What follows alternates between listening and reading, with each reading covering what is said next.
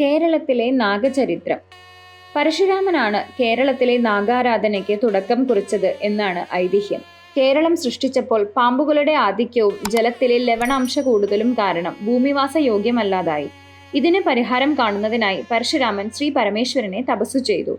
ശ്രീ പരമേശ്വരന്റെ ഉപദേശത്തെ തുടർന്ന് പരശുരാമൻ വീണ്ടും തപസ്സനുഷ്ഠിച്ച് നാഗരാജനായ അനന്തനെയും സർപ്പശ്രേഷ്ഠനായ വാസുകിയെയും പ്രത്യക്ഷപ്പെടുത്തി. സർപ്പങ്ങൾക്ക് പ്രത്യേക വാസസ്ഥലം നൽകി പൂജകൾ ചെയ്താൽ സർപ്പശല്യം ഉണ്ടാകുകയില്ലെന്ന് അവർ ഉറപ്പു നൽകി. ജലത്തിലെ ലവണാംശം കുറയ്ക്കുന്നതിനായി സർപ്പങ്ങളെ നിയോഗിക്കുകയും ചെയ്തു.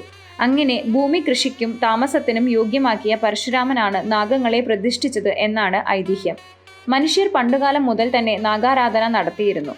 അവ മനുഷ്യനെ സംരക്ഷിക്കുമെന്നും പണ്ട് മുതലേ വിശ്വസിച്ചു പോരുന്നു. പഴയ കാലത്ത് സ്ത്രീകൾ നാഗഫണ തലയും മാലകളും വളകളും മോതിരവും ധരിച്ചിരുന്നതും ഈ വിശ്വാസങ്ങളുടെ ഭാഗമായാണ് എന്ന് വേണം കരുതാൻ.